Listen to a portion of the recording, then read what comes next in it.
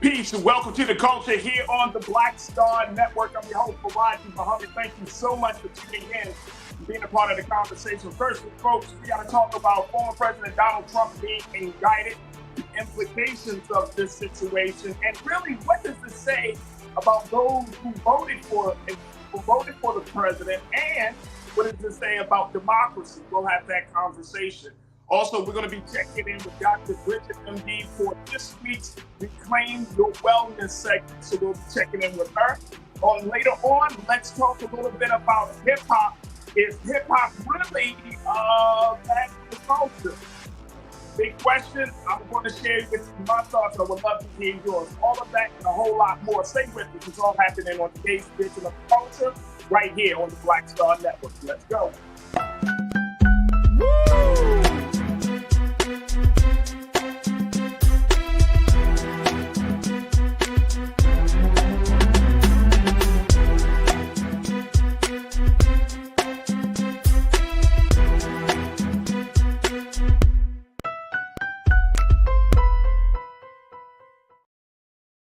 Folks, welcome to the culture here on the Black Star Network. I'm your host, Farajii. Thank you so much for tuning in and being a part of the conversations. Let's jump right in as we're going to be talking about the situation with former President Donald Trump, folks. And of course, if you have not heard, you've been probably living, or if you're living under a rock, you know that the former president has been indicted. A federal indictment has come down from the state of New York about the president's activities. He's facing a count of 30 charges. Let me share with you what CNN had put out, folks, and let you know where we stand in this situation. Take a look at this. So the president is now, he's focused on, according to the latest report, he is going to be charged with more than 30 counts related to business fraud in the indictment.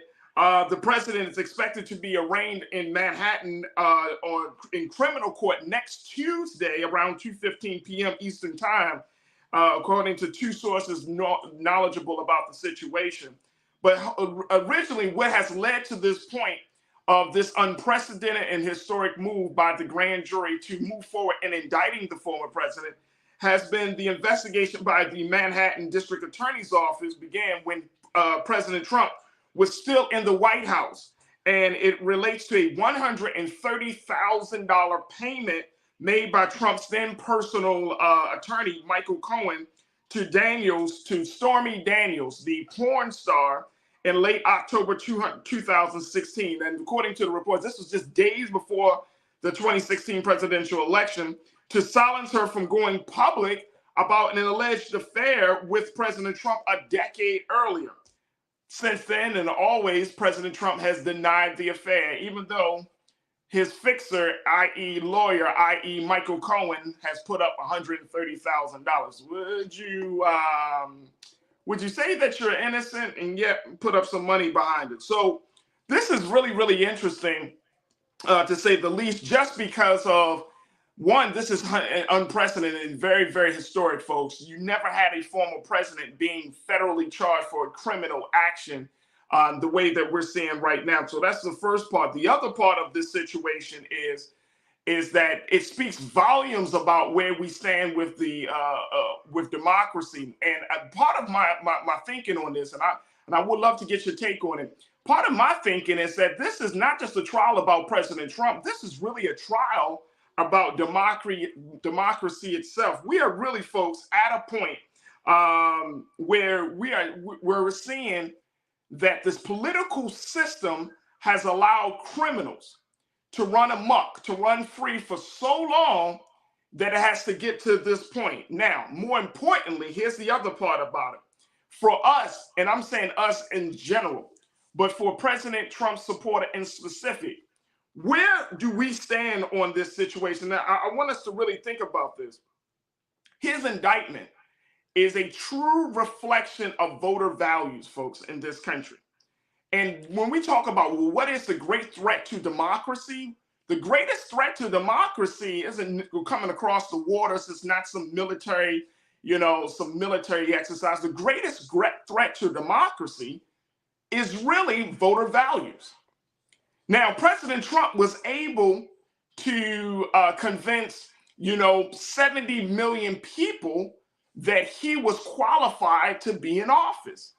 He was able to convince 70 million people that he knew how to uphold the integrity of the office. He convinced 70 million people that he was innocent. And now we are at this point. And so I think it's important for us to have a conversation about this. And I want to invite you to the discussion as well. Make sure that y'all join me. You can post your comments in our YouTube chat and on Facebook as well. And I would love to hear what you have to say about President Trump's indictment, but more importantly, talking about, do you see this as being a trial for democracy? And do you see this really being an indictment against voter values and voters? This is the part that I'm talking about. These are the 2 points that I hope that is not missed in the conversation. It's too easy, folks. And let me just say this. It is too easy for us to say it's Trump's fault when you've had people around him who have enabled this type of behavior, and more importantly, enable a certain type of character that he has exhibited to get to this point. Now, some of you might be like, well, it is what it is. We always knew Trump like this. But no. We have a real issue here in America. The issue is that we allow anybody, and I mean anybody, to step in the quote unquote the highest office of the land and to serve as the leader of this country. Is this the precedent that we want to set for ourselves? Is this the precedent that we want to set for generations to come? Is this the precedent that we want to lead with? And this is so much bigger than Republicans. Both Republican and Democratic parties are suffering from this situation. They're both suffering from the situation. You have individuals who don't have the character, the moral fortitude, don't share the same values that we share, right? That are in these positions of power, in these positions of influence, who use and abuse their positions of power for them to do whatever they want to do. Now, we are seeing all of this played out for President Trump, but imagine this playing out on the governor's level. Imagine this being played out on the mayoral level. Imagine it's being played out on the councilman and ward level. This is why this is so important. This is why this is so it's critical for us to have this conversation. All right, let me hear what y'all got to say on this, folks. Join me in the conversation. Let me check in. Larry Hall, my guy. Larry, thank you so much for checking in. Welcome to the show. Larry, you said, daily reminder, a president isn't a king and the plaintiff isn't the president. This comes from the D.C. District Court Judge Tanya Chutkin. A president isn't a king and the plaintiff isn't the president. Wow. That's the space that we're in right now. We're in that space where now we have to make a differentiation between what the president, who the president is, and other parts of the situation. So I'm looking at that too, Larry. I'm looking at the fact that we are dealing specifically with a man who wants to be king. But then, even more importantly, I'm not thinking about just him as a person, as an individual. I'm looking at the implications of this whole situation as being a reflection of where we are. The country, as much as we like to speak about high ideals and high moral values and all of these things, our ideals and our values are not consistent. What we say we believe and what we actually do is not one and the same in this country. I'm going to just say that again, folks. What we say we believe versus what we actually do is not one and the same. Now, are we talking, you might be saying, well, Farajii, is this, who has the moral high ground? Who has the moral authority to be able to determine that something is good or not good? Who really can judge, right? And we all have used the term, I'm sure many of us, well, I'm not going to say all, but some of us may have used the term, only God can judge me. And that's not true. Let's keep it real, folks. Only, yes, God certainly can judge you. But when you look at a government, when you look at a position of power like the president of the United States, they have checks and balances, not just in the powers that they can execute the decisions that they make, but then you also, and this may lead to a much bigger and much larger conversation about what qualifies a person to be able to sit in the seat of the president of the United States. It can't just be age requirement. It can't be just citizenship. It can't be just the ability to understand the law and to understand political structure and governance. There has to be something else. And I don't know if we can legislate character. I don't think that we can do that.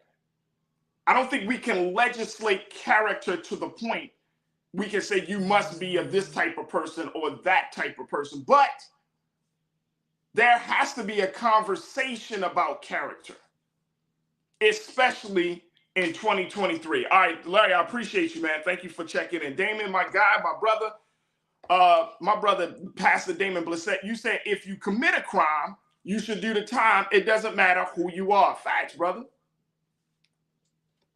Facts.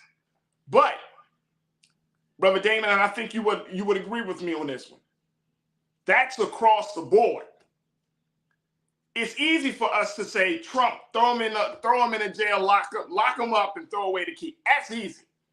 You know, he has become a symbol of public embarrassment, a symbol of white supremacy, and all of these other negative things. But that same rule, Brother Damien, you and I know it, brother. That same rule got to apply to even for black people in political spaces and political office. We often have these conversations on this show. Brother Roland has it on his show. That same type of metric and that same type of character standard has to apply for black folks as well. Look, folks, it's not about skin color. It's about your ability to distinguish right and wrong, and to, more importantly, to do the right thing when it's necessary. That's what I'm talking about. I'm talking about that moral character. Because moral character, if you had good moral character, if your values are consistent with the values of your ideals, then guess what? It doesn't matter whether you're black, white, Asian, or Latino. Wherever you are, you're going to bring what? Some level of dignity, some level of respect, and more importantly, you're going to bring justice to whatever space that you're in. It's not based on skin color. You're talking about character. And that's essentially what we're looking at. This is an indictment of a man's character, a character that we have known in this country to be crooked and rotten for years.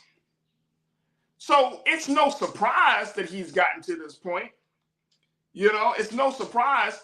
One of the big reactions to this news about the former president comes from the Exonerated Five, formerly known as the Central Park Five. And one of the brothers, Dr. Youssef, one of the brothers who were part of the Exonerated Five, he said President Trump's indictment is karma. Y'all remember why? Do you remember during that Central Park case, President Trump took out a full-page ad in the New York Times calling for the death of those 5 black men and those 5 brothers and that Latino brother. He called for their death. At that time, when racial tensions were high in New York City, when there was all this propaganda, there was a lot of animosity against black boys in the streets of New York. He called for that to happen. He took out a full-page ad. Just look at the history. So it's karma. But the point is that we're at this space now that it's not about making sure that, you know, it's just about Trump locking up. It's about there is a cancer in the air right now in America. Because some people think that that's not necessary. That's not important, as long as he can get this stuff done. Let me get my man Hassan Giordano in very quickly. Hassan, I appreciate you And Keena, let's see if we can bring Hassan into the frame. There we go. Brother Hassan, we got a few moments left, but let me ask you this question, brother. What did you make of this indictment? Is this an indictment, and is democracy on trial with this indictment? Hey, good brother. I'm sorry. Was it supposed to be 3? I thought we were 3:30. No, it's just 3. Oh, man. I thought it was 3. And it's cool, bro. It's cool. No, it's not, man. I could have sworn. But anyway, so the indictment of Donald Trump is just, it's, I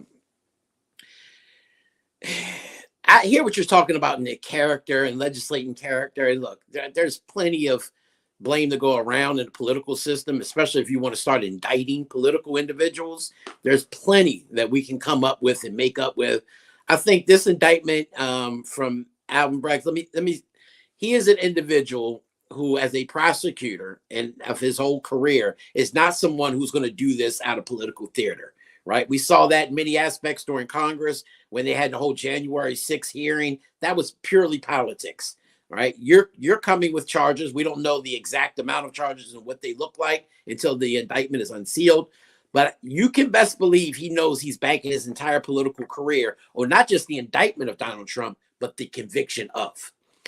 But the problem exists is, just like officers they go by a different set of laws when it comes to indicting them for homicide and negligence and stuff, because they have a very violent employment. It's harder to convict a cop for the homicide or the attempted homicide of an individual during their employment, right?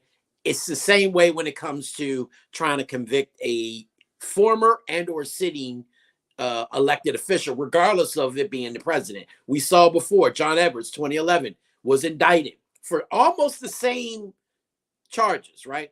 Hush money being paid for an individual who he stepped out on his wife on. They brought charges for the former North Carolina U.S. Senator and former vice presidential candidate. And they thought that it was going to be easy to bring these charges and get an indictment and or conviction. And the indictment was a lot easier than the conviction. Clearly, he was not convicted of those charges because it's harder. Look, they still have to choose between 12 members of Trump's peers in New York to bring a conviction. And I don't think Michael Cohen is the sole individual that Alvin Bragg is banking on. But also in the back end of that, I think Donald Trump and his lawyers have more to worry about with Mar-a-Lago's indictment, pending indictment, and that one of Georgia when they try to cover it up in election fraud. I think that has more meat on the bone as opposed to what we've seen coming out of New York. Look, I'm going to take a quick pause. When we come forward, I want to continue my conversation with my brother, Mr. Politics himself, Hassan Giordano. We're going to get a few more minutes with the brother because I think he speaks to it. But we're talking about President Donald Trump, the implications of this indictment.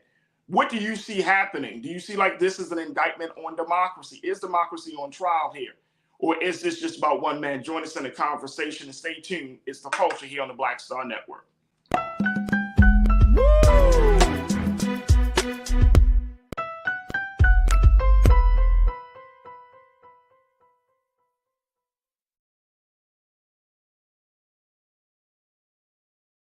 When you talk about blackness and what happens in black culture, we're about covering these things that matter to us, speaking to our issues and concerns. This is a genuine people-powered movement. There's a lot of stuff that we're not getting. You get it, and you spread the word. We wish to plead our own cause. Too long have others spoken for us. We cannot tell our own story if we can't pay for it. This is about covering us. Invest in black-owned media. Your dollars matter. We don't have to keep asking them to cover our stuff. So please support us in what we do, folks. We want to hit 2,000 people, $50 this month, raise $100,000. We're behind 100,000, so we want to hit that. Y'all money makes this possible. Checks and money orders go to P.O. Box 57196, Washington, D.C. 20037-0196. The Cash App is $RM Unfiltered. PayPal is R Martin Unfiltered. Venmo is RM Unfiltered. Zelle is Roland@RolandSMartin.com. Black Star Network is here. Oh, no punch! I'm real revolutionary right now. Thank you for being the voice of Black America. All momentum we have now, we have to keep this going. The video looks phenomenal. See, there's a difference between Black Star Network and black-owned media and something like CNN. You can't be black-owned media and be scared. It's time to be smart. Bring your eyeballs home. You dig? Hatred on the streets, a horrific scene, a white nationalist rally that descended into deadly violence. White people are losing their damn minds. An angry pro-Trump mob storms the U.S. Capitol. We're about to see the rise of what I call white minority resistance. We have seen white folks in this country who simply cannot tolerate black folks voting. I think what we're seeing is the inevitable result of violent denial. This is part of American history. Every time that people of color have made progress, whether real or symbolic, there has been what Carol Anderson at Emory University calls white rage as a backlash. This is the rise of the Proud Boys and the Boogaloo Boys. America, there's going to be more of this. Here's all the Proud Boys, guys. This country is getting increasingly racist in its behaviors and its attitudes because of the fear of white people. The fear that they're taking our jobs, they're taking our resources, they're taking our women. This is white fear.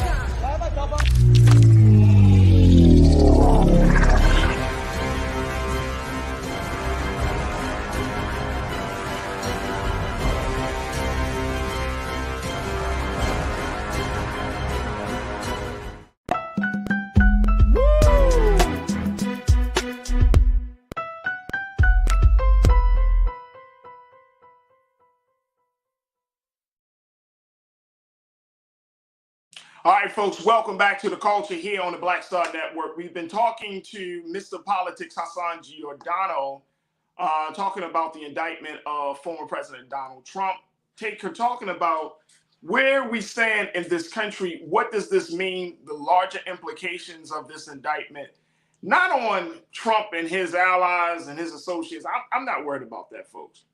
What I'm really worried about is where we stand on the situation. You had 70 million people who voted for this man, right? And I want to bring my brother Hassan back into the frame of this. You know, you had so many people, Hassan, that voted for this man in spite of knowing that he brings so much baggage and garbage to the office, and people still act as if it doesn't make a difference. It doesn't matter. He can get things done.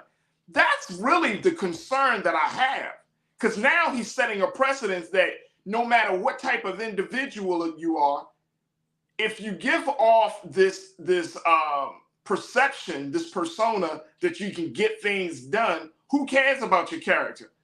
And I don't know.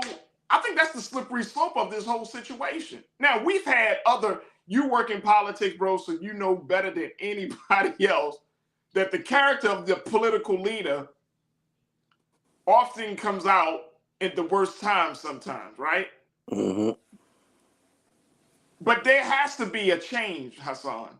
The country is not going to survive if the leadership of the country is corrupt and it's just corrupt as hell. The country can't survive off of that, bro. No, it can't. In many aspects, and many times, the problem is we have such a short window of time when we're judging these individuals during a campaign season. Right. Many times we're not really paying attention to the person and the individual, what they've done and what they're planning to bring. But we're more intrigued with fancy commercials and very quick sound bites. And so we never really get the full measure of a man or a woman until they get into office, because now we have a longer period of time to judge them by. And the problem with that is, in many aspects, that I would really blame it on the campaign election process, right? That's why I've always believed in two things. One, I think the current electoral system that we use, especially for the presidential elections, needs to go. It needs to be replaced with something else. But two, campaign finance reform, because many aspects, the individuals who are getting into office are the ones who are well-funded, right? The ones of good moral character, who have good visions for their locality, whether it be for city council or for state delegate or governor or what have you, are typically the ones who are outfunded. And that means they're not going to get in because they don't have the literature and the fancy commercials and the sound bites that can reach the audience they need in order to get them the votes they need to get in. So we have to start holding these people accountable. Like, we have to start looking into, even when we put them in, to be able to hold them accountable for what they've said and done, and be able to say, you know, okay, is this an individual? Right now, Trump is a cult following. That's what I basically, that's the closest thing I can get to what Donald Trump means to politics. I have yet to see a politician in the many years that I've been in politics that has that cult of a following, that in many aspects, it doesn't matter what he does or says, they're going to run through walls for him. I never understood that there are politicians, once in generations, the President Obamas, the Sheila Dixons, right, the Kwesi and Fumes, who have a base of individuals who, regardless, are going to follow and support them. But guess what? It's also with limitations, right? You go out here and talking about grabbing people by their coochies and all that stuff. Yeah, that's not going to take, well, I don't care who you are, right? Right. But Donald Trump, for some reason, seems to be immune to this. But look at his base. That's all I can say. Just look at his base. And so many aspects, I blame that on the political system, and the other parts you got to blame it on the voters themselves who are willing to deal with somebody like that. And look at the power, bro. I mean, look, the GOP is so scared of Donald Trump and what he may say about them that they're actually defending him based off of these indictments, right? And you can tell some of them don't really like Donald Trump. They're just more worried of what he'll say or what his base will think of him. That's the problem. That is the problem right there. If you know that, and look, and this is the messaging that the GOP keeps putting out, that this is not the party of Trump. We're not the party of Trump. We're not in lockstep with Trump. But then when he gets in trouble, you want to protect him. You want to put a wall around him to make sure that he doesn't feel the full brunt of any consequences of his actions. And that's the problem. There's no way in the world that I'm supporting the Joker who's talking about grabbing women and doing all this stuff. You paying off porn stars. What the hell? Mm-hmm. What the hell? Like, what are you doing? And again, he got 30 counts. The porn star payment is just one of 30. 30 counts, man. I mean, that means, and this is what I've learned, and I could be wrong, Hassan, as we close out. What I've learned is that when the federal government comes at you, they're not coming at you with no small time. They have done their research. They have made sure that they have a tight case against you. Oh, yeah, absolutely. People in the streets know that. If the Fed's coming at you, you already know. You know, if it's what's called a true bill, right? And that means that they got their I's dotted, their T's crossed. And when the Feds come at you, they ain't coming at you with no little petty stuff. And you can best believe 99.9% of the time they're going to get their man or woman. They're going to get that conviction. It's not like the states. Now, mind you, Alvin Bragg is a little bit different, whereas though it is a statewide, it's not more federal, right? And we got to look at the charges. I know a lot of people are asking, well, DOJ refused to bring these charges, and Bragg's predecessor refused to bring these charges, so why is he all of a sudden bringing them?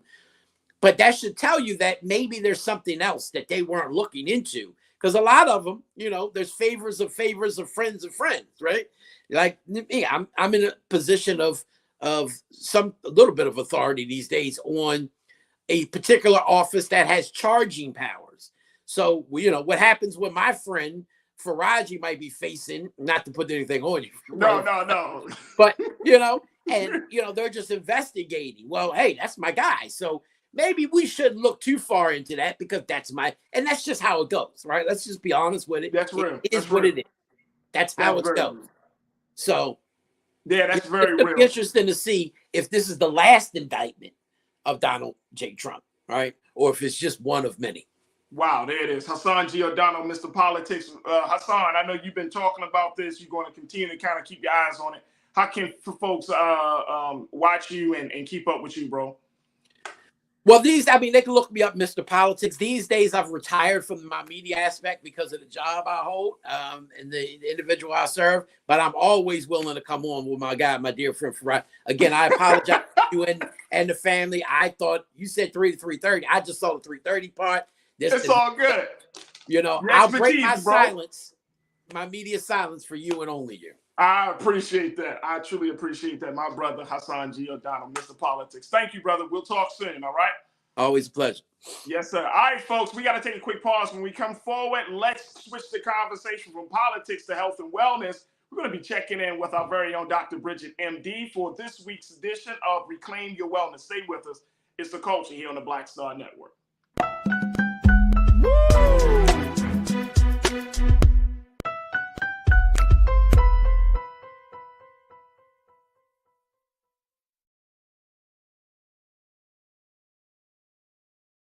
Black Star Network is here. Oh, no punch! I'm real revolutionary right now. Thank you for being the voice of Black America. All momentum we have now, we have to keep this going. The video looks phenomenal. See, there's a difference between Black Star Network and Black-owned media and something like CNN. You can't be Black-owned media and be scared. It's time to be smart. Bring your eyeballs home. You dig?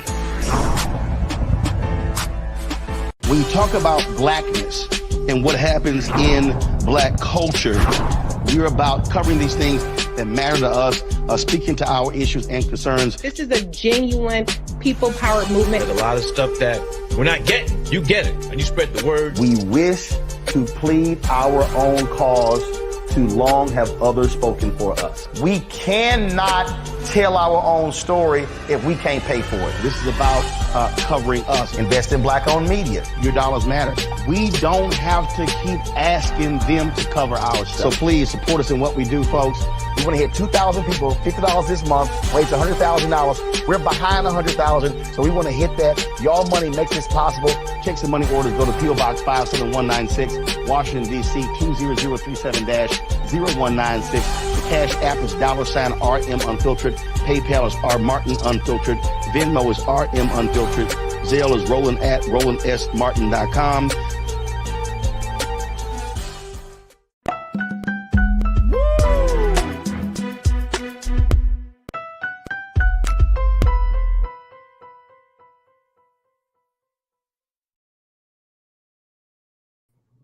All right, folks, welcome back to the show. Welcome back to The Culture here on the Black Star Network. Now, we are going to have our very, very, very important and special segment. You normally see her on Mondays, but because we weren't on air on Monday, we were decided to make sure that we still connect with her later this week. So we're happy to bring her to you on today, Friday. So we are now getting ready for you to reclaim your wellness with Dr. Bridget, MD.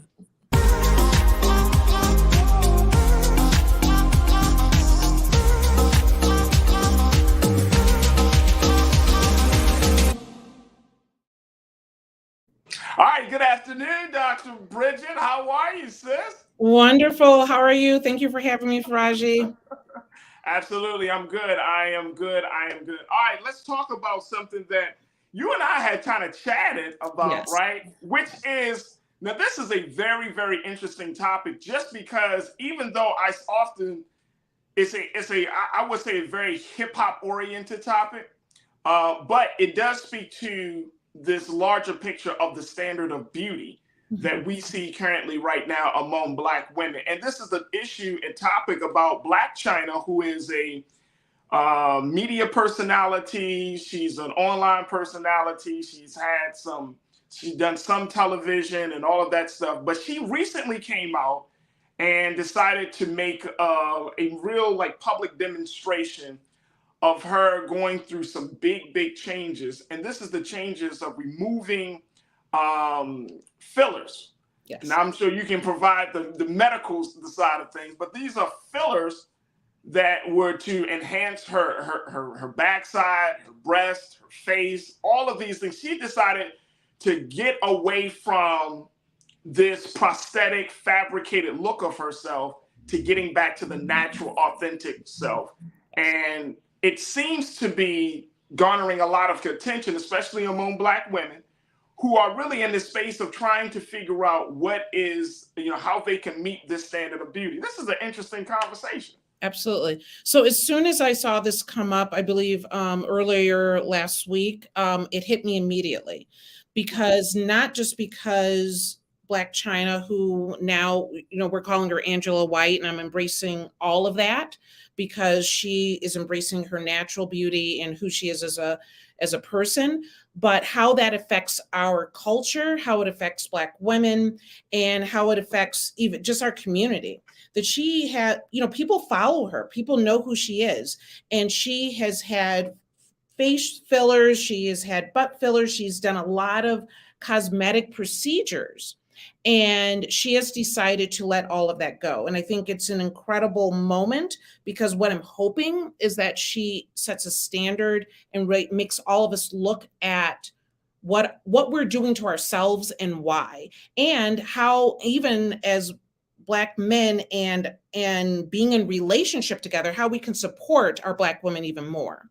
So kind of getting to this, she decided to remove all of the silicone injections that she had, that she started at age 19. She even cut back on the long stiletto nails included. She basically, and what we're talking about are silicone butt injections, specifically, that a lot of people are talking about, as well as the facial fillers. There's a couple reasons why this hits me in addition, is because silicone butt fillers are not FDA approved. And you will hear me many times saying we have to kind of scrutinize the FDA. We can't trust everything. But with something like this, those silicone injections are not approved. The BBLs that some people are more familiar with, where plastic surgeons are doing liposuction of the abdomen and then taking that fat and putting it into the butt, that is FDA approved. But the problem is not only are people doing these silicone injections, there's a lot of health risks with it, but also they're done a lot on the Black market. And so the people that are often doing it are not trained or professionally able to do this in a way that they can guarantee a good result. So I've seen articles everywhere. I think it's definitely worth a health conversation, but also a mental health conversation. So I'm glad that you brought that up, because I often have this conversation with different Black women in my family and just Black women I come across. And I think it's like, as a Black man, we're not inundated with as much, for lack of a better word, and you can definitely change it, propaganda to improve ourselves as much as y'all are inundated as Black women. Mm-hmm. You know what I'm saying? Like, okay, we still go through the body shaming, but not quite as severe as what we see for Black women. We still go through, wanting to improve ourselves, but it's a different level. And I recognize this as a man. Mm-hmm. I recognize this now that I have a daughter, I have a son. I recognize that they're going to be, especially my daughter's going to be inundated with all types of messages, communication, and really trying to put in her head, you're not enough. Yes. You're not beautiful enough. You're not valuable enough. You're not enough. So therefore, you need to enhance yourself.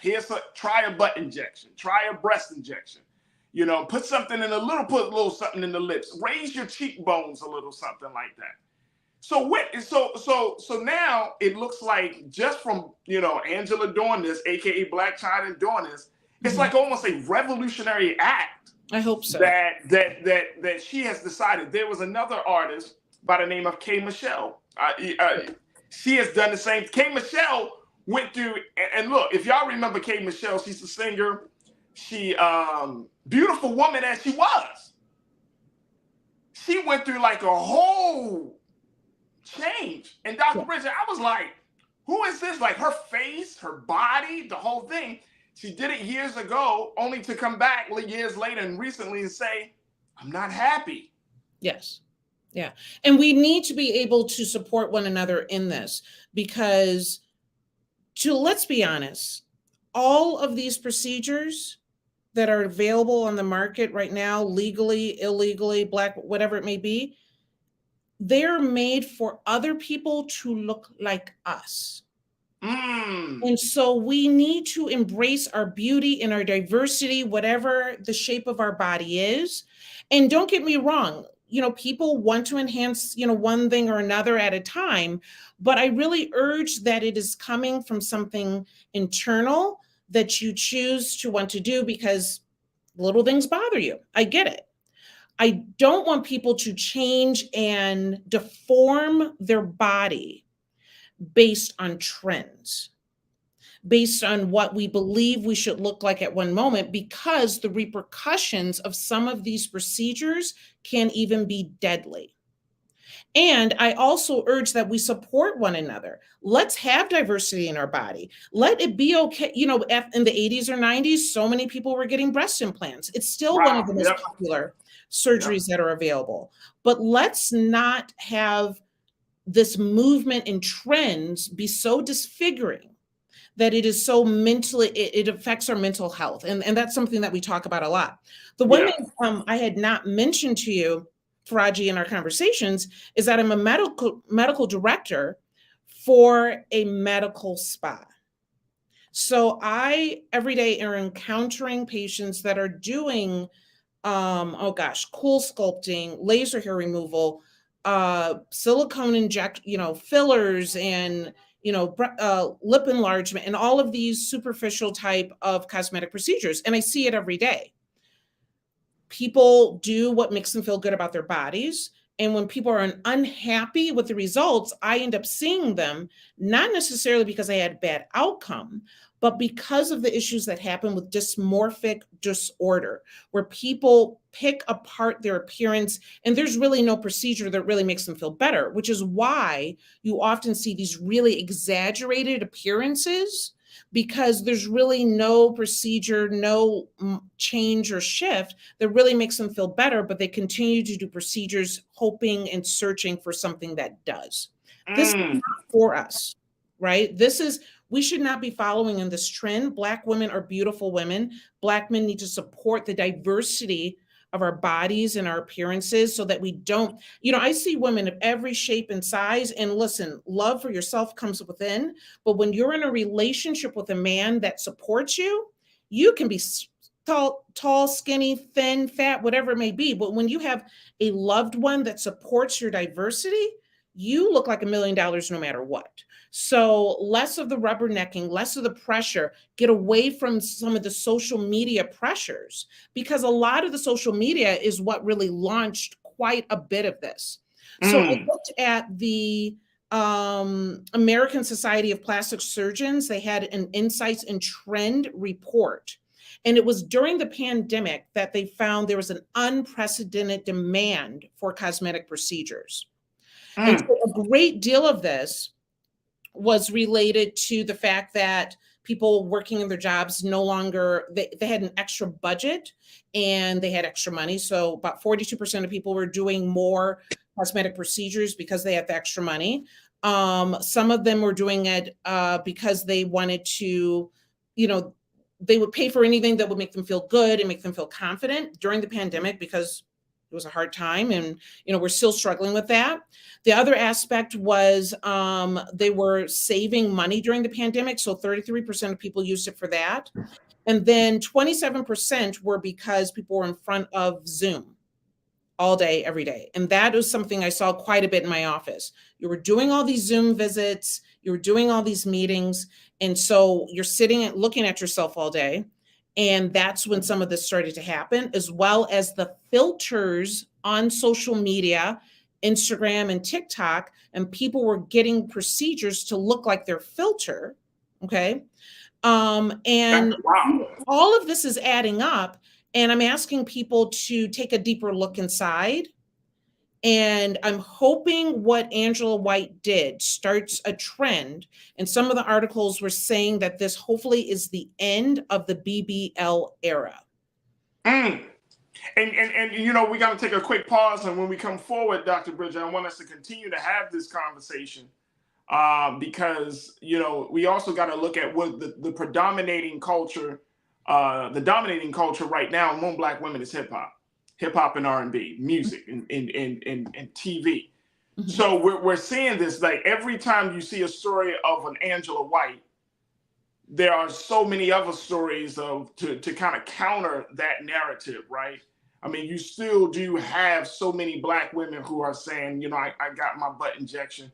And I've even come across just a couple of stories, Dr. Bridget, where I'm starting to see that in a high school, college age situation, where you got these young girls who are finding the means to get these procedures done. These young girls who feel like, you know what, in order for me to get the attention that I've quote unquote yearned for, I gotta do this. And like you said, you know, a lot of it is stuff that we as men we put on women out of ignorance. But I'm starting to see like this is really a problem. We have to redefine the standard of beauty for Black women in this country, where it's going back to a natural place and not to a prosthetic or fabricated place. Look, folks, we gotta continue the conversation. We're going to be checking in with Dr. Bridget. I want y'all to join us in the discussion as we're, of course, this week's Reclaim Your Wellness segment. Join us on YouTube, Facebook, share your thoughts, and let's continue the conversation. We got to take a quick pause. When we come forward, more conversation with Dr. Bridget and, of course, with you. Stay with us. It's The Culture here on the Black Star Network.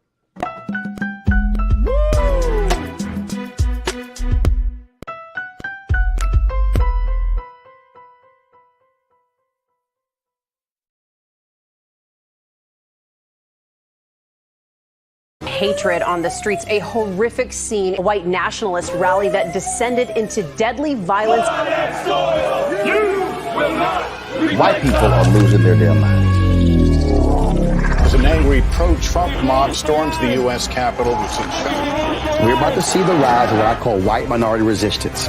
We have seen white folks in this country who simply cannot tolerate Black folks voting. I think what we're seeing is the inevitable result of violent denial. This is part of American history. Every time that people of color have made progress, whether real or symbolic, there has been what Carol Anderson at Emory University calls white rage as a backlash. This is the rise of the Proud Boys and the Boogaloo Boys. America, there's going to be more of this. Here's all the Proud Boys, guys. This country is getting increasingly racist in its behaviors and its attitudes because of the fear of white people. The fear that they're taking our jobs, they're taking our resources, they're taking our women. This is white fear.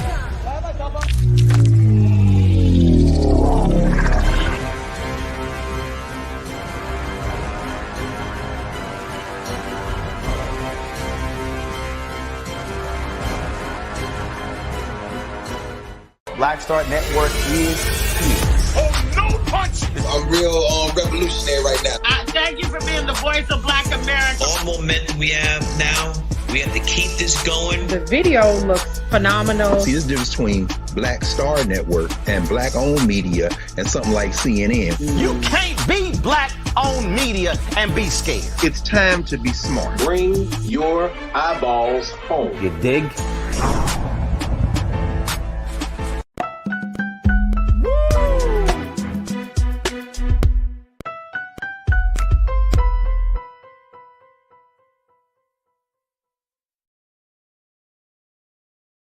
All right, folks, welcome back to the show. We have been checking in with Dr. Bridget, MD, as we do each and every week for our Reclaim Your Wellness segment with Dr. Bridget. And Dr. Bridget just breaking it down, folks.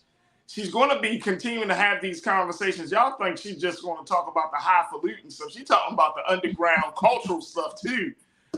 So I'm very, very grateful to have my sister joining me each and every week to talk about some of these major, major health situations that we're seeing.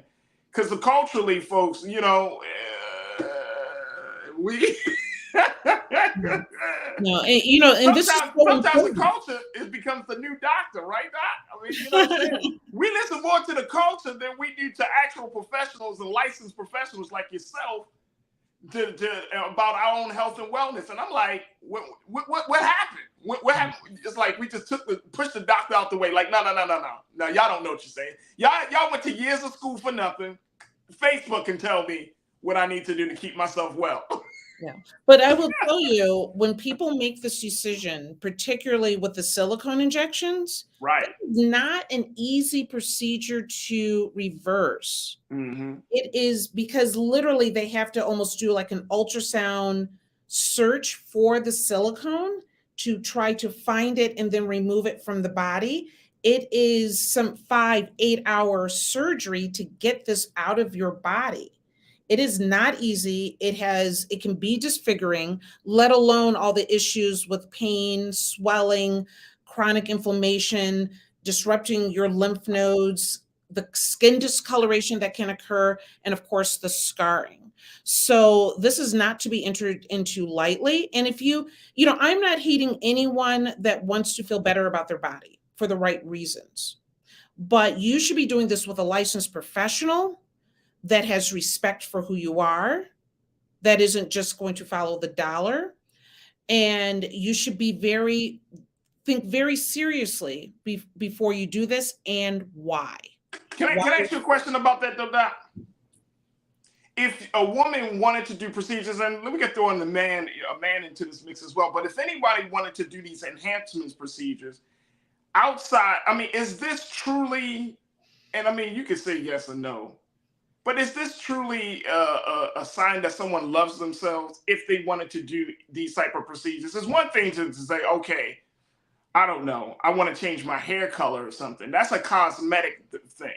But it's another thing to say, I want to thicken my lips, add more to my breast, right? Like, and I know that some women, and, I've had this conversation with my wife about, after childbirth in particular, a woman goes through a very, very hard time accepting the changes of childbirth and its impact on her body.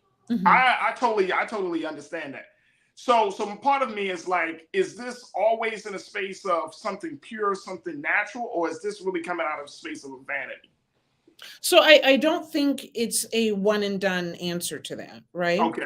And that's what I'm saying. I'm not shaming anyone that has taken a deeper look inside, that there is some small aspect that might, and I'll just say a small flaw that they consider to be a flaw that they want to fix. I don't think, we have the science, we have the technology. You really have to determine why. Is it a small thing that has bothered you and there's, safe surgical aspects that you can do to fix that? I have no issue with that, right? But if the reason is so that you get the more attention, if the reason is because you feel insecure, uncomfortable, unhappy within, if there's really not any one procedure that will ever really make you feel good about yourself, then you really have to see, are you dealing with dysmorphic disorder? If your outward appearance is more important than your inner beauty, then you need to walk this slowly. And I think because cosmetic procedures are more and more easily available than they've ever been, it used to be just for the rich, right? Right. But it's so easily available to so many now that we need to be more protective of our youth, as you were saying before the break, right?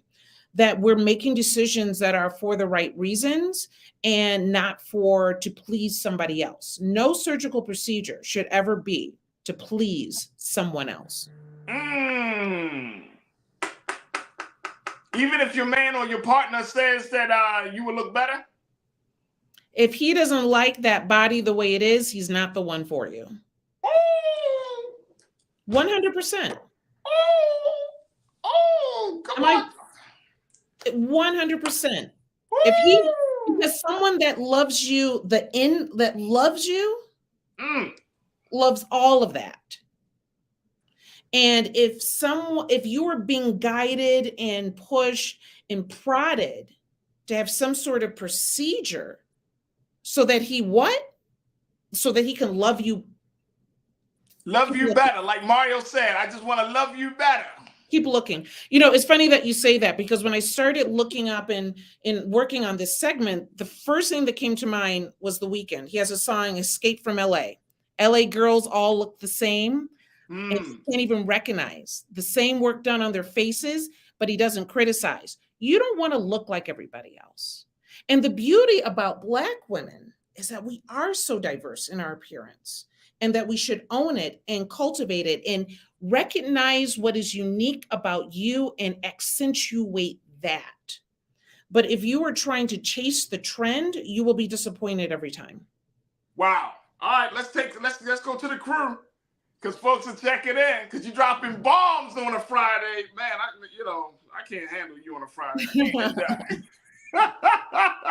All right, let me see. Truth is power, my guy. You said trying to duplicate that melanin that Black women are born with, but it's more than just skin. It's the elegance. It's that beauty. It's that uniqueness 100. that sets them apart. Yeah. So if you just stop at skin, you miss. 100%. Absolutely. And I think we have an opportunity in this moment that we're seeing with Angela and some of the other people that have decided to remove some of these silicone. We need to make this a movement for Black women. We talked about, Black is beautiful of the 70s. We need to reignite that and reignite it, that we are beautiful just the way we are. Let everybody else start to look like us. But we don't need to enhance anything to look how we already look. And keep in mind, most of the things that we're talking about are usually exaggerated expressions of the surgery. Typically, the minor ones you wouldn't even know exist. But we're not ignorant to when we see the more exaggerated surgeries, whether it's your face or your butt or whatever, because it's exaggerated for a reason. And why? Right. Well, one thing I want to bring up is when it comes to ethnic groups, so looking a little bit wider here, that based on our race, we tend to look for different surgeries more often. Asian Americans, they found, tend to actually do more facelifts. Okay. Hispanics actually do more tummy tucks. African Americans actually do more of the liposuction. Okay. And so usually, and what we look for when we're seeing these professionals are different things based on our ethnicity, right? So a lot of times the Asian and white women are looking to typically, although this has changed recently, are trying to look as thin as possible, as flat as possible. Though with the BBL, that's changed quite a bit, where African American women usually want a smaller waist, but God forbid that we get rid of the butt, right? So there are trends that we're doing in as far as these surgeries. But what I'm saying is that we have the opportunity to love ourselves just the way we are. Absolutely. All right. So somebody is one of the crew members is pushing back on this idea of loving you the way you are, Doc. Young Sikh. I'm almost afraid to even bring up his comment. I'm gonna bring it up though. Sorry, he says, sorry, that's not true, Doc. If I marry a woman at 126 pounds and in 3 years she's 186 for no reason, don't tell me there's something wrong with me. She asked me for consistency. She needs some too. But that's not cosmetic surgery. That's you all going to take a walk after dinner. That's you all making different choices about how you're eating. That's about health and how you're eating and the stress that's going on in the house that allows her the room and the space to be healthier. That doesn't mean that she needs to go and have some fillers. But to the point of accepting a woman's body, and I guess he's making a point saying, look, if I don't like her body, that doesn't necessarily mean that I'm not for her. I just don't like her body. If you feel that she has changed over time, buy a bike, not a booty. And if you think she's really changed over time, there's a courthouse down the street. Okay. I mean, look, man, look, and I would say we say in marriage for better or for worse, right? Mm-hmm. Like, you're not always going to be at your prime. You're not always going to be at the top of your game. Life throws a lot of curveballs at you where you're not going to always do what you might come into the relationship one way, and then next thing you know, other things start to happen. You know what I mean? But I'm not talking about women. For women, it could be weight gain. For men, it could be constantly losing a job. Mm-hmm. But I really, this is not a conversation about weight gain. We can have that conversation at some point. We're not talking about weight gain, okay? Right. Because that happens for both parties in a relationship, okay? And it's about making choices to keep each other healthy. We're not talking about that. We're talking about cosmetic procedures to alter your appearance different from how you came into this world, and for what reason. Gotcha. Great point. Real Brooklyn said the first attraction is the visual. No way around that, Doc. Yes. No, fair enough. Like I said, I'm not against. I'm a medical director for a medical spa. I'm not against enhancing things that you want to look better. I'm not against it. It's the reason why. So I clearly have no issue with this overall. I am more concerned about why we're doing it. I'm concerned about the exaggerated procedures that happen, the unsafe procedures that happen. That is what I'm concerned about. But if, like I said, if there's something that you feel that bothers you, that's personal, that you want to enhance or change, what have you, go for it. If it's an outside pressure, so if you, like, I understand, absolutely, yes, the first thing is visual, 100%, I get it. If that makes you feel better about yourself, great. Yeah. But if you're doing it for that person, that's the difference.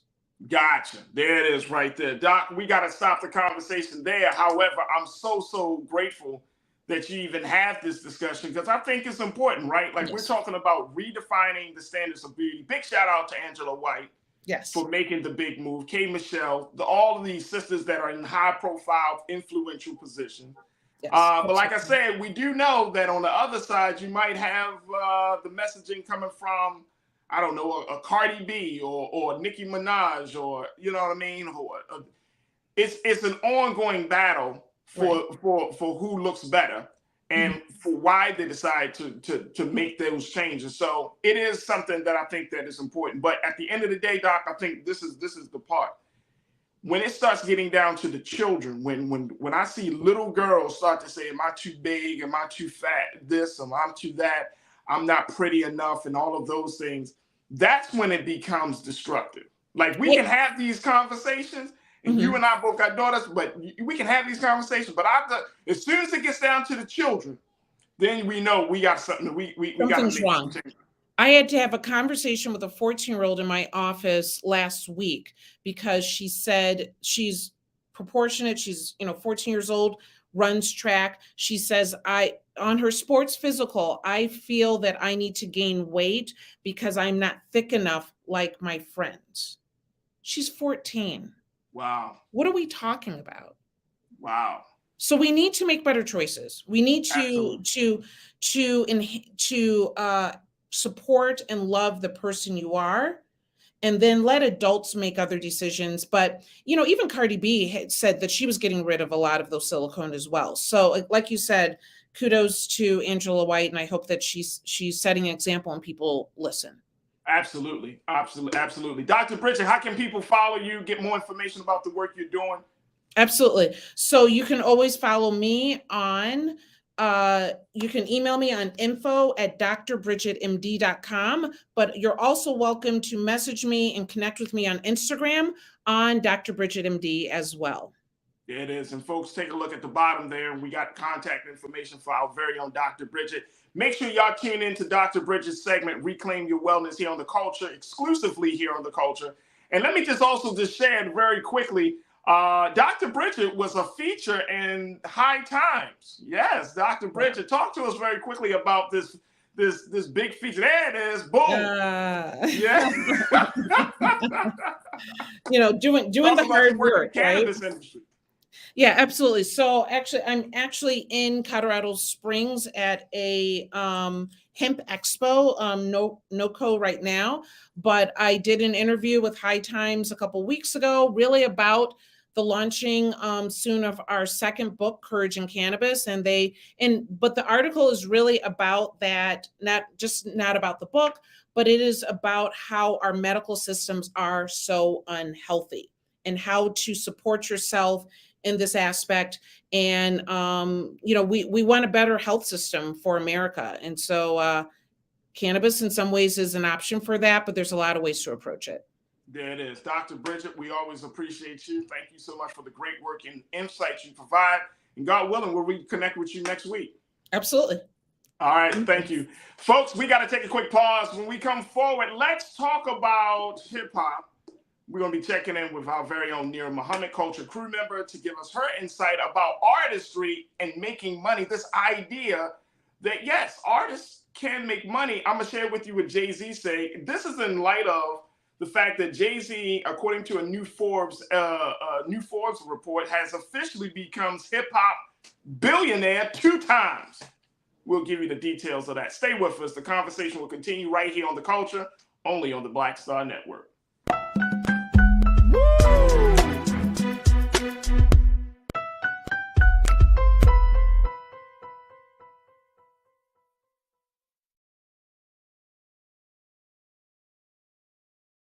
Folks, Black Star Network is here.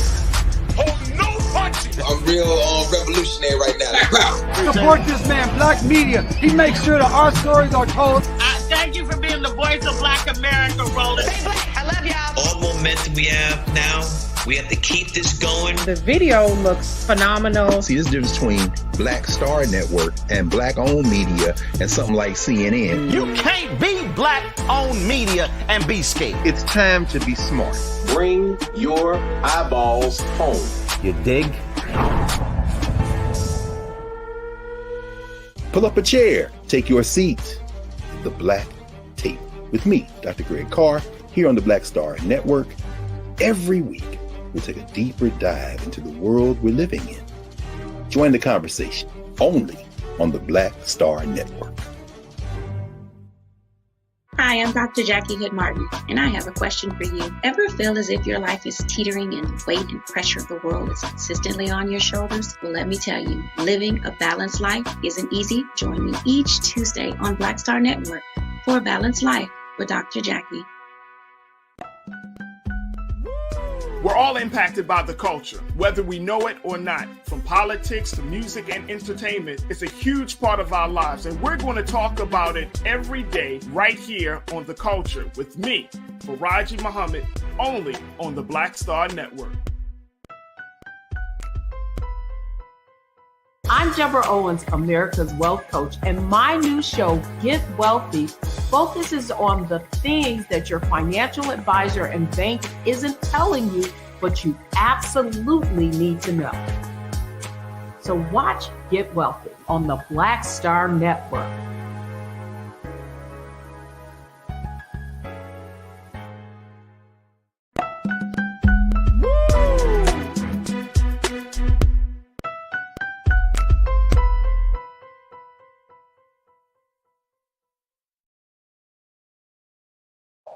All right, folks, welcome back to the show. For our final conversation, I wanted to discuss something that I saw earlier this week that really caught my attention, and it brought me to think a little bit deeply about our culture called hip hop, but just about Black culture and where we are with the culture.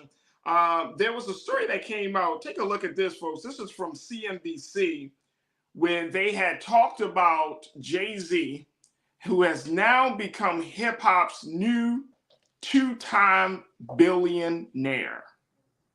Can we? I want us to wrap our minds around this very quickly.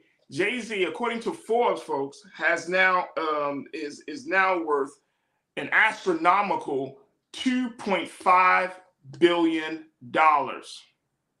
There he is. 2.5. Warren Buffett once said he's the guy to learn from. He's the guy that folks need to listen to get money-making advice. This is phenomenal. And I thought about this because of where we are in the culture of a lot of things. But when we're talking about money, and it's easy to either throw stones at Jay-Z for his success, or it's easy to ride on the bandwagon and say this dude is actually absolutely the greatest individual of all time or the greatest artist of all time. But the fact is that you have an individual who came from humble beginnings. He didn't come with a silver spoon in his mouth. We do know his story from rags to riches. and now he's at a point that he is a hip hop billionaire. So I wanted to have a conversation about the idea of artists and money, and I want to bring in a fellow artist, a creative. She is one of our great culture crew members, Nia Muhammad, checking in to talk to us a little bit about this idea of artistry and making money. Let me just share this with y'all about Nia, y'all. Yeah. Nia is a consummate artist, writer, painter. Actually, let me just throw it out there. You say, well, what's she paint?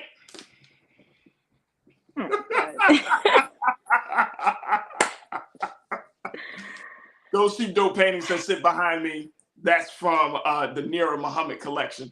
But Nia, let's talk a little bit about this as an artist. And the reason I think this is important is because Jay-Z, in the course of this growth and this rise that we've seen, he said something that I think this is very interesting. Take a look at this. Keena, let's pop this quote up on the screen. He said that the greatest trick in music that people ever pulled off to convince artists that you can't be an artist and make money. He said hip hop from the beginning has always been aspirational. It always broke that notion that an artist can't think about money as well. So I'm asking the question, has hip hop sold out the culture of creating? Is this about just making money? Is this about creating? And to Jay-Z's point there, I think that he's absolutely right in the sense that, yeah, we always think of the broke artist, but as a woman like yourself, you're going to school. The broke artist? The broke artist. The broke artist, right? No, I mean, there is this thing that if you're an artist, right, that if you're an artist, that you have to, that people tend to believe that, okay, your art comes out of this kind of like, humble space where you're not getting millions of dollars for whatever art you do, whether it's performing arts, whether it's visual arts, whatever the case may be. And it just made me think about this because I was like, you know what? Is hip hop killing that? Is hip hop becoming bad for that? Because we're seeing a person like Jay-Z who takes this astronomical rise, and now will it take away from the art of creating? What's your take on this as one who's in school to become a director? You're a screenwriter, you're a painter, you are a creative. So what's your take on this? Well, for starters, I believe that you should be doing something that you love, not necessarily doing it for the money. Like, yes, we all need money. We all want money. You want to be successful. You want to leave a legacy to your children. No one wants to struggle. But I also wouldn't say, oh, get into hip hop because you want to get rich. We do see a lot of artists that have a lot of money, especially in that space. A lot of musicians, our actors, our actresses. These are the people that our children, for me, I know as a teacher, most of my Black boys always say that they either want to be a football player, a rapper, or a YouTube artist. I'm just gonna throw that out there. That's what I get from my Black boys. And I when I ask them why, their reason is because they want to make a lot of money. None of them have ever, maybe like one or two were like, I love football. But for the most part, they've always said it's because I want to be rich. I want to make a lot of money. And I get that. A lot of them do come from humble beginnings. They come from single parent households, the ones that I know personally have given me those answers. But as an artist, I don't do it. I mean, I'm a broke artist. So I can just say I've never painted because I wanted to get rich. I've never tried to sell my paintings for astronomical prices. I've always wanted to make my paintings and my art accessible to young people. That painting that's behind you, not the one of the women, but the couple, that was actually a painting that I did for a paint party for Job Corps back in Baltimore. And to see Black boys, Black young men taking that painting and making it their own, it was such a beautiful thing for me. For me, art is about relationship building. It's about being a creative. It's about a release of emotions. It's about healing from different places and different spaces. And so for me, I've always wanted to share art for Black people because I recognize that it really does heal. And art itself is a very healing thing. So I definitely think that should be the number one thing. You do it because you love to do it, not because you're trying to get rich. But by all means, if you can find success in what you love, do it. But a lot of artists don't find, especially visual artists, we don't find success until years later. Like Basquiat has seen way more success after his death. I mean, our biggest artists, Picasso, Leonardo da Vinci, they were not rich in their prime. Their art, their estates made money after their death. And I don't want that to be the thing anymore. I do believe that we should be able to get our flowers while we're living. But I also don't want people to be like, I want to be Jay-Z. Because he's like such a high bar. You know what I mean, Farajii? It's like, oh yeah. Another Jay-Z. Will there be another Jay-Z? How do we top that? And then you have to look at it like Jay-Z is not rich because he's a successful rapper. I mean, he's not a billionaire because he's a rapper. That's from making business deals. That's the businessman.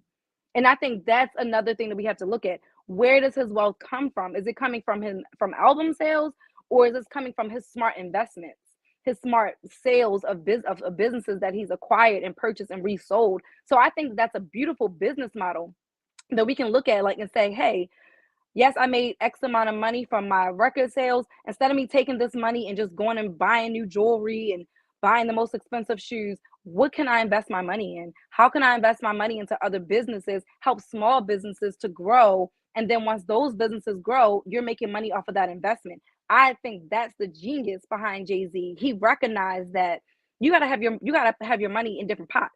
You can't have it all in one place. And so that's what I admire about Jay-Z. And I hope that we're taking that from Jay-Z and not just thinking like he's a rich rapper, because that's not the case. No, he's far from a rich rapper. One of the big things that has garnered him much success has been a number of things. One is his stake in the whole Douce brand, spirits brand. He sold that to Bacardi for a whopping $750 million. Woo. You know what I mean? Now, remember, 3 years ago, Jay-Z got on the Forbes list as being like hip hop's first billionaire with I think it was like 1.1 or 1.2 billion dollar asset. These are, again, this is not money in the bank for some of us that don't understand how the net worth situation goes. This is not like he got $1 billion in like Bank of America or something. But these are based upon assets and values of investments, as you mentioned here. Yeah. So you're talking about 1.2, but in a 3-year time span, he's been able to pretty much double that in 3 years, right? Because one, his investments, he has properties in Los Angeles here and in New York. He has sold title for a good chunk of change. Again, that Douce Bacardi deal, he actually went to court for that and got that $750 million as a result of a court situation. And he has done, of course, put his money in other places. And yet his wife's ticket sales are so expensive that people are flying out of the country to go see Beyonce perform as if they need any more money than what they already have. Yeah. Right. It's kind of annoying a little bit. And I mean, look, I get it. Look, that's why we're posing this question here. Has hip hop sold out the culture of creating? Have we gotten to this point? I mean, you're going into the film and television industry, right? As a screenwriter, as a director. You know, when we think about Black women in that space and just Black people in those spaces, right? You can't. It's hard for me to believe that you're going through all of the pains and the trials and tribulations just for a check.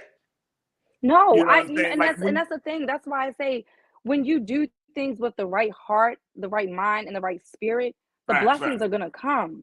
Right. The blessings are gonna come.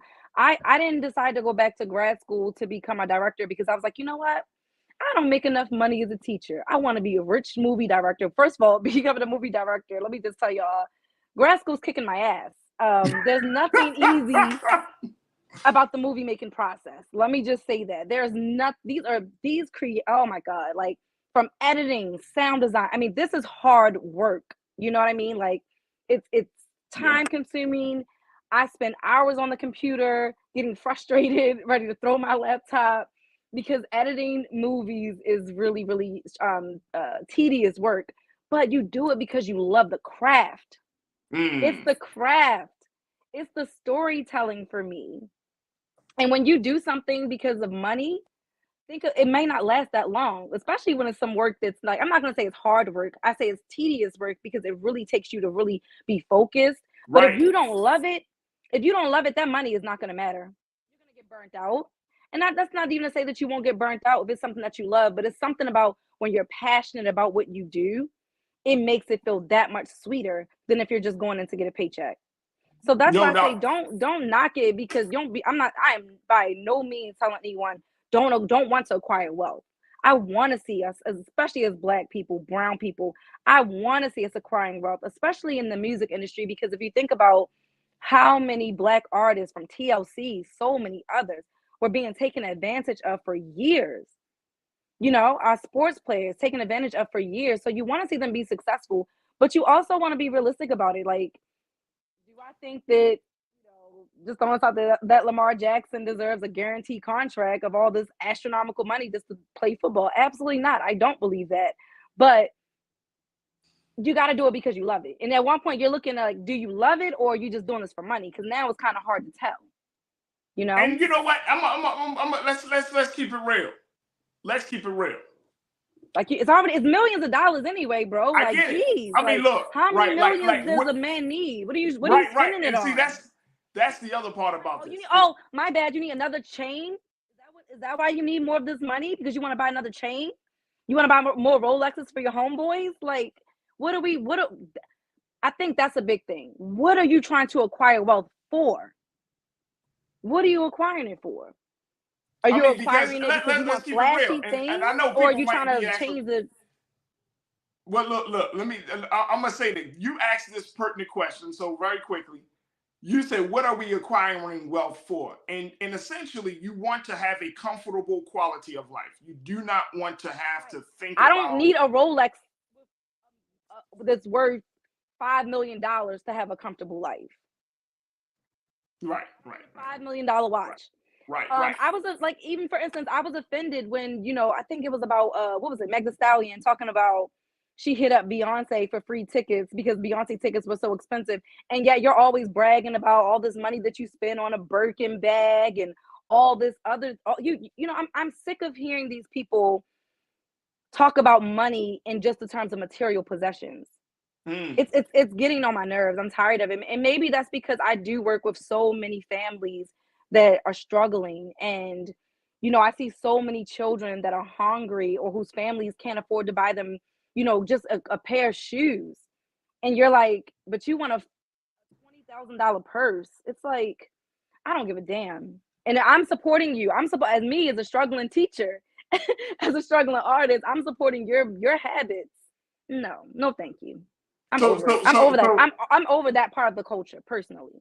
So one of the culture crew members, Des, checked in and said, "Well, what you need is not what others need." And that's totally fine. But I mean, if you feel like you need $1 million watch, that's fine. That's whatever. But at the same time, you're asking people who are struggling to support your lifestyle essentially as an artist. Because as artists, our lifestyles are supported by the people that support us. So you're telling people that their hard-earned money is meant to go towards you living this fucking lifestyle that they'll never get to live. And I just want you to think about that for a minute, because that's the part we have no empathy. Where the fuck is our humanity at? When you think about it, you're asking people to spend their hard-earned money just so that you can go on fucking vacations that cost $5 million a vacation. For me, that's a problem. Absolutely. But maybe you don't give a damn about the people. I do. There's a difference. Look, we got to take a quick pause when we come forward. I care about the little man. I'm sorry that I care about the people that are going to college, that are busting their ass to get these careers, these jobs, our teachers, our firefighters, our doctors. So sorry that I care about those people more than I care about the person who's asking you to pay $3,000 to come see them perform. So sorry. Right. Drake tickets are astronomical to go to his concert. You can suck my dick, Drake. I would never pay that to go see you. Like, I don't care. I will listen to a title that I pay $9.99 a month for. let's take a pause. We got to take a quick pause. When we come forward, we'll continue the conversation. Has hip hop sold out the culture of creating? What's your take on this, folks? Join us in the conversation right now on YouTube and Facebook. We love to hear what you got to say. And of course, we'll continue the conversation with Nira Muhammad, the creative. Stay with us. It's the culture on the Black Star Network.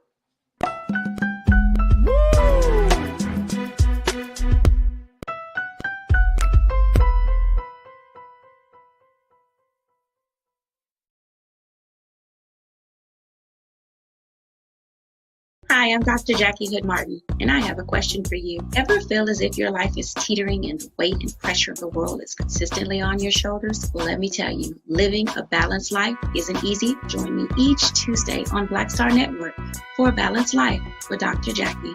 We'll laugh together, cry together, pull ourselves together, and cheer each other on. So join me for new shows each Tuesday on Black Star Network, A Balanced Life with Dr. Jackie.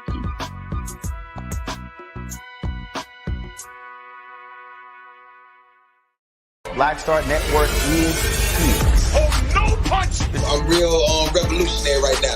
Thank you for being the voice of Black America. All momentum we have now, we have to keep this going. The video looks phenomenal. See, there's a difference between Black Star Network and black-owned media and something like CNN. You can't be black-owned media and be scared. It's time to be smart. Bring your eyeballs home. You dig?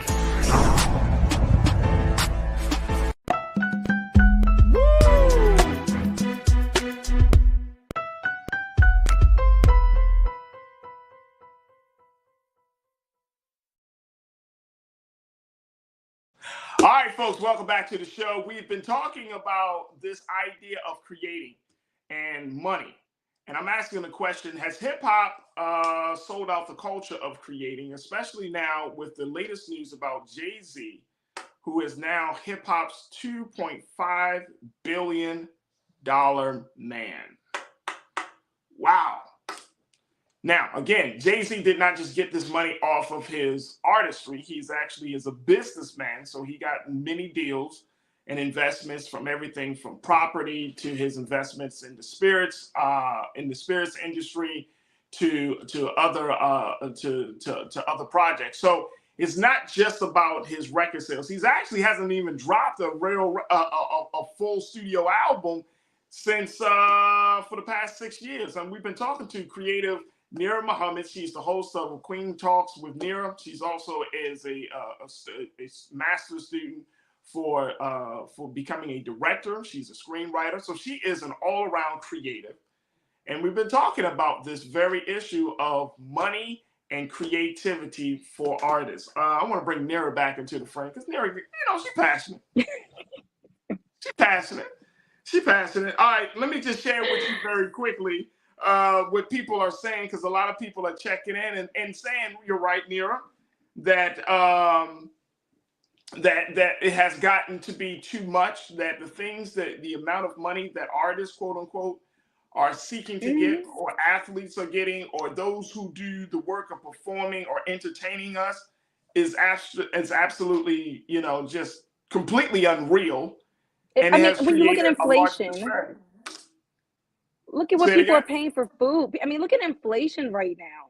Right. People are paying going to the grocery store is like makes you want to cry. Look, going to the grocery store is probably like go see you in concert. Did you see this?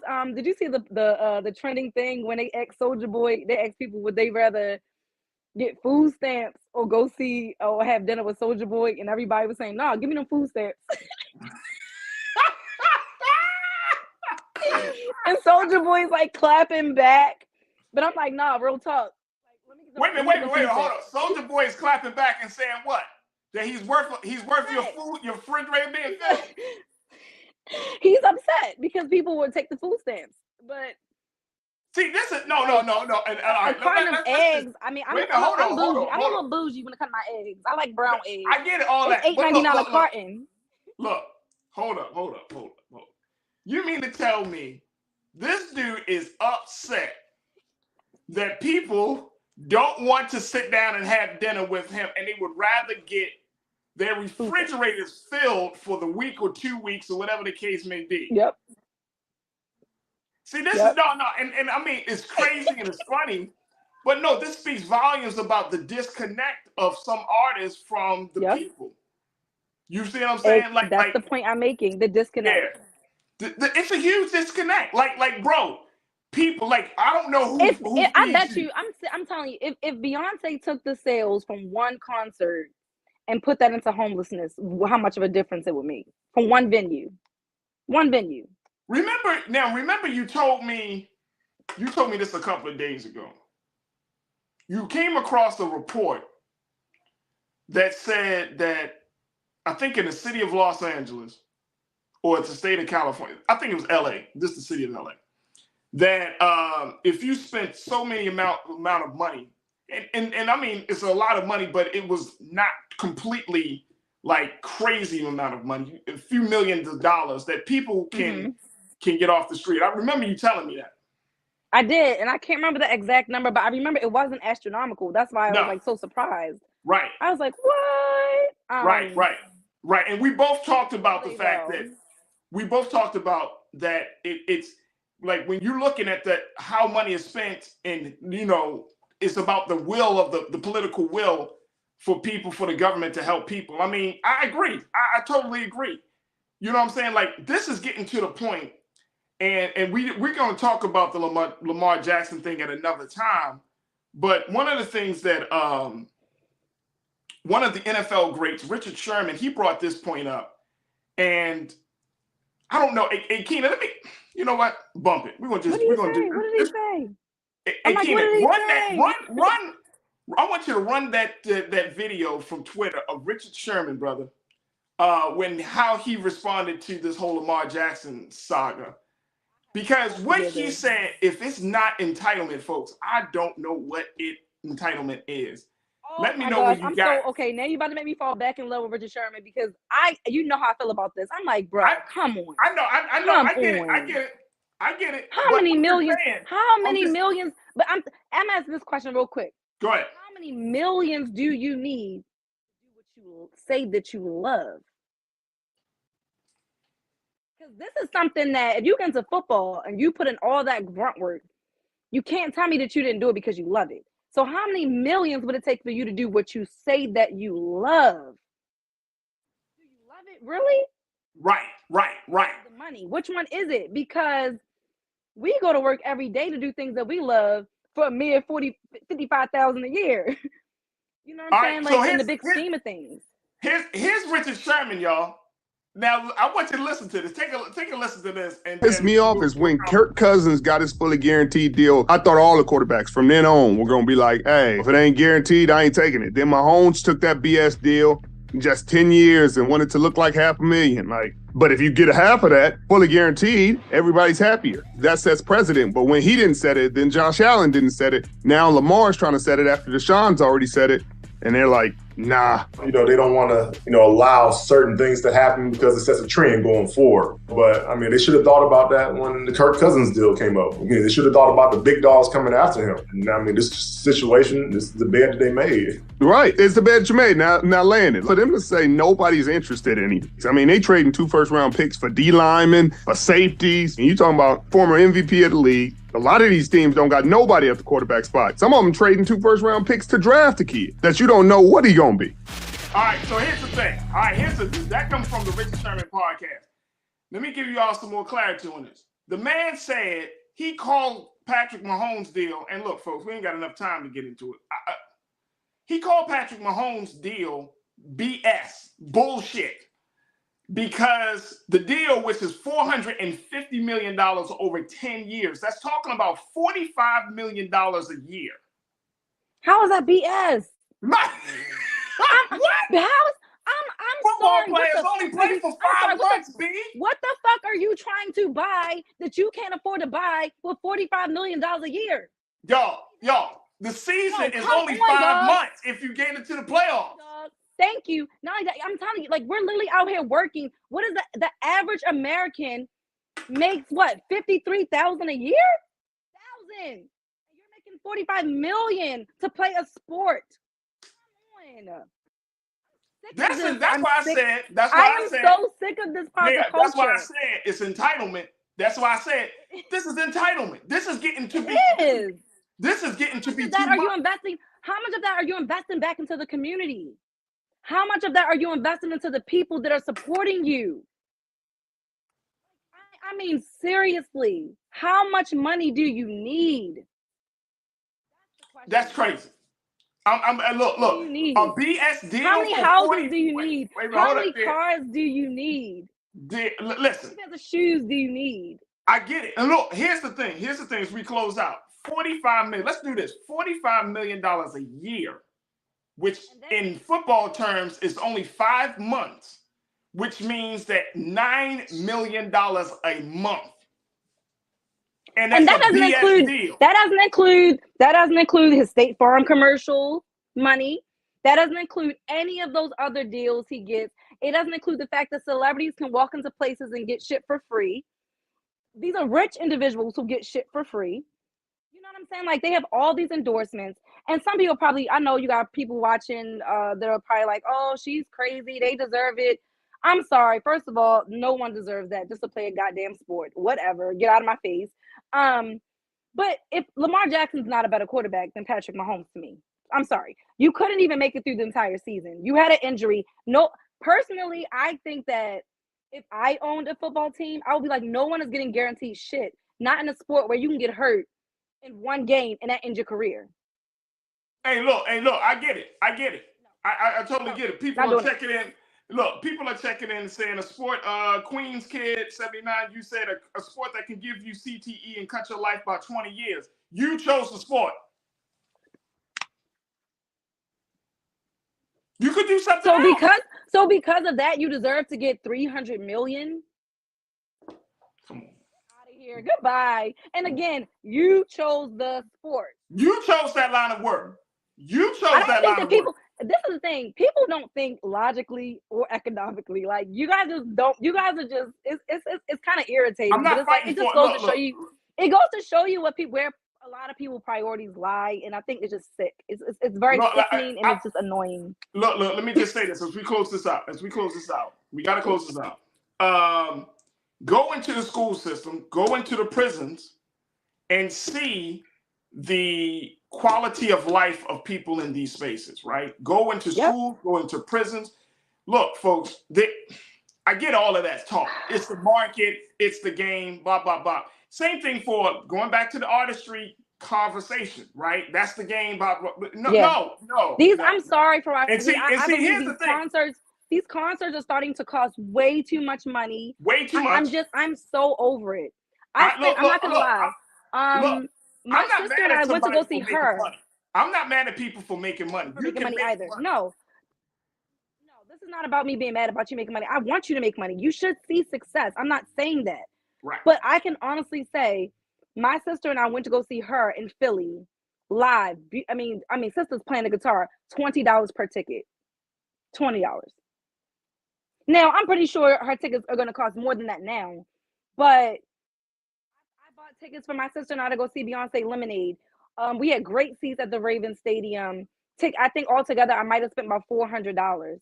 Now you're gonna be all the way in the nosebleeds, maybe $400 on one ticket. I'm good on that. I bust my ass every day and go teach your kids. I can't afford to go spend all that money on Beyonce. I'm sorry. I'm not spending my hard-earned check on a celebrity that's already that goddamn rich. No, your husband is a billionaire and you're a millionaire, astronomical millionaire, and you want people to spend all their hard-earned money supporting your lifestyle even more. And y'all know I'm a huge Beyonce fan. Oh my God, I might get a B tattooed on my ass. That's how much of a big Beyonce fan that I am. But I'm not spending my hard-earned money for somebody that's that rich. I've seen you already. I've seen you twice live. That's enough for me. On the Run 2 was the last Beyonce concert that I will be at because I'm not spending all that money to support her rich ass. No, thank you. All right. Well, love you, B, but I can't afford you. Hey, you're not the only one. Look. I think there's a larger conversation that needs to be had in this country about how we see money. Capitalism is when you say cocaine is a hell of a drug. Look, Capitalism is like a disease, bro. Capitalism is a hell of a philosophy. It will make you hate your own nature. Nolan J, I saw your point. Nolan J 7439, you said Western individualism versus African communalism. We got to get back. I like that. We got to get back to the nature of us. The nature of us is all about the community, not about the individual. Yep. All right, very quickly. Nero, how can people check you out on social media or on your podcast? Break it down for us real quick. You guys can find me at Queen Talks. Is that Queen Talks with Nero Muhammad? Is that my Instagram? Damn, I can't even remember. Or you can find me at Nero_Muhammad on IG. I'm like, dang, what is my IG? Yeah. Queen Talks with Nero Muhammad is on every single streaming platform, from iHeartRadio, podcasts on Amazon, iTunes.